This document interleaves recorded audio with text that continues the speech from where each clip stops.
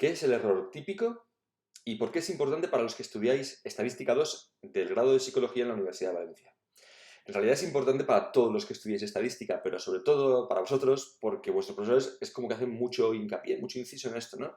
Además le he puesto varios nombres: error típico, error estándar, error muestral, no por capricho, sino porque en Psicología de la Universidad de Valencia sois muchos grupos y cada grupo tiene un profesor diferente y cada profesor le llama de una forma diferente. Pero las tres cosas son exactamente lo mismo. Error típico, error estándar y error muestral son lo mismo. ¿Y sabéis lo que son? Un dolor de cabeza. Un dolor de cabeza para los estadísticos y para cualquier persona que se dedique a la investigación de las ciencias de la salud o de las ciencias sanitarias. ¿Por qué? Pues fíjate, te lo voy a explicar con un ejemplo. Imagínate que nosotros conociésemos la media de toda la población del cociente intelectual. A través de un test se lo conseguimos pasar a toda la población, lo cual es imposible, pero ya te explicaré eso en otro vídeo. Y resulta que obtenemos que es 120. O sea que hemos medido a toda la población y hemos obtenido 120. Si yo, en lugar de medir a toda la población, lo que hago es medir una porción de la población, una muestra de 30 personas, lo esperable sería que la media de la muestra fuese también 120, ¿verdad? Pues ya te digo que eso no va a ser así normalmente. Puede ser que por casualidad de 120, pero lo general pues, es que te dé valores cercanos a 120. Pues en ese caso pues ha dado 110, pero en otro caso pues podría dar 135. Y en otro caso pues podría dar otra muestra diferente, pues podría dar 124. Valores que son próximos a 120, pero que no son exactamente 120, aunque ya te digo que por casualidad pues también podría darse que fuese 120. Esto es un dolor de cabeza para los estadísticos y para cualquiera que se dedique a la investigación. ¿Por qué? Pues porque nosotros generalmente este dato no lo tendremos. Nosotros tendremos las muestras y diremos, ostras, pues vale, si me ha dado 110, ¿podré interpretar que la población tiene un cociente intelectual de 110? Y entonces el de al lado, el del investigador de la universidad de al lado, te dirá, no, no, es que a mí no me dio 110, me dio 135. Por tanto, la media de la población no es 110 como tú dices, es 135 como yo digo. Y el otro te dirá esta. Y cada uno con su muestra te dirá un valor diferente. Y eso es un problema, porque ¿cómo sabemos cuál es la media de la población?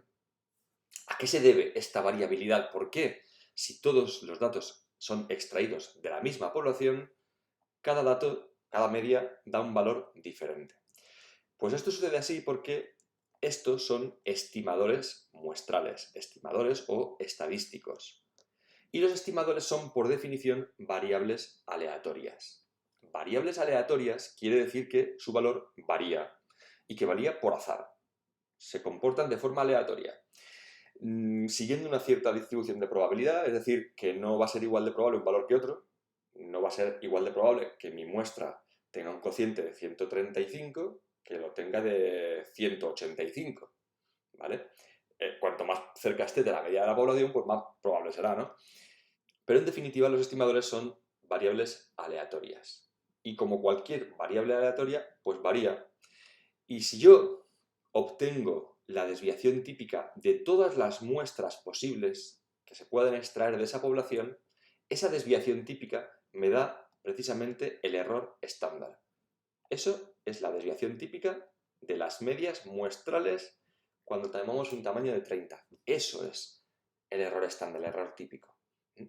Es una medida que me dice cómo varían, cuánto varían las medias de las muestras, cómo de diferentes son entre sí las medias muestrales.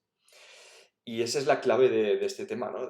Para entender el error típico, ¿no? ¿Qué es exactamente, no? Es una medida de dispersión, en el fondo. ¿Y cómo lo calculamos? Pues ya te he dicho la clave. Podríamos obtener diferentes muestras. Mira, yo en mi universidad he obtenido esta, pero el de la universidad de la ciudad de al lado ha obtenido esta, el otro del otro país ha obtenido esta otra. Pues vale, vamos a juntar los datos y con todas estas medias vamos a obtener la desviación típica de las medias. Y me daría el error estándar o el error típico de la media. Pero no hace falta ir tan lejos, porque sabemos que con una sola muestra podemos obtener el error típico, con esta fórmula. La desviación típica partido por la raíz de n.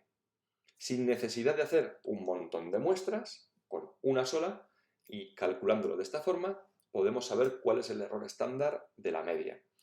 ¿Cuál es esa medida de dispersión? ¿Cómo de diferentes van a salir las diferentes muestras que yo pueda obtener? Y fíjate que es muy interesante porque depende de S, que es la desviación típica de la variable del cociente intelectual, ¿vale? Y también de N. Y aquí está la clave, el tamaño de la muestra.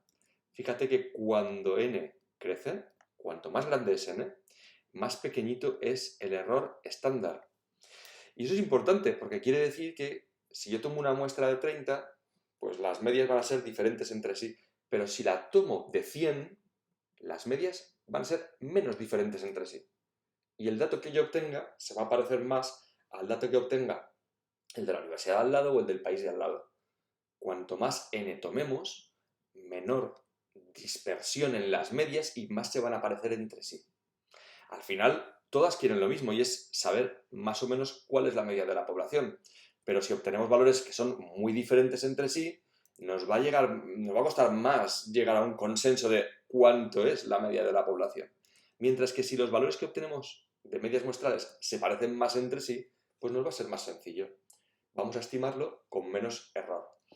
Y esta es una de las formas de hacerlo, tomando muestras cada vez más grandes.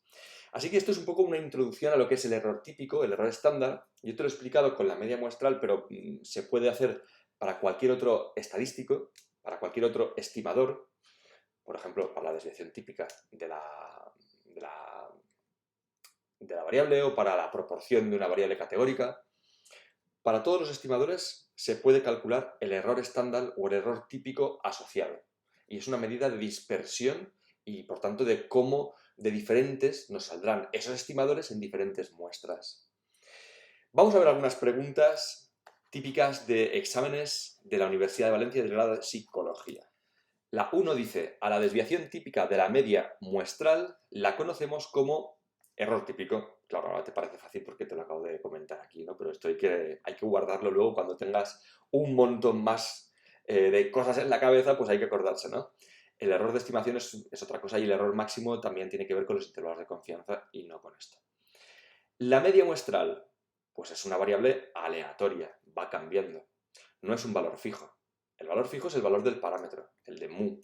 Mu, el nivel medio del cociente intelectual, por ejemplo, es el que es. Si yo pudiera medir toda la población, tiene un valor, 117,4, el que sea, no lo sé. Pero es un valor fijo. Lo que no es un valor fijo es el valor de la media de la muestra. Depende de la muestra que tomes. Al realizar estimaciones sobre poblaciones grandes, debemos tener en cuenta que las muestras también deberán ser grandes. No, las muestras no van a depender del tamaño de la población. Si yo quiero tener un error típico pequeñito, solamente tendré que tener en cuenta un tamaño de la muestra grande, no el tamaño de la población. El error estándar, por tanto, el apartado B es el correcto. El error estándar no depende del tamaño de la población, sino del tamaño de la muestra. Y también de la desviación típica de la variable, obvio, pero es que esto nosotros no lo podemos controlar. La variable tiene la desviación típica que tenga. No depende de nosotros. Lo que depende de nosotros es cuánta muestra cogemos. Y nos queda la 4 en la que tenemos que señalar la afirmación incorrecta de estas tres. La primera dice, la distribución muestral del estadístico proporción presenta una distribución binomial. Esa es correcta. No te he hablado de ella todavía, pero esta es correcta. La proporción se distribuye a través de una binomial. El error típico es la desviación típica de la distribución muestral de un estadístico.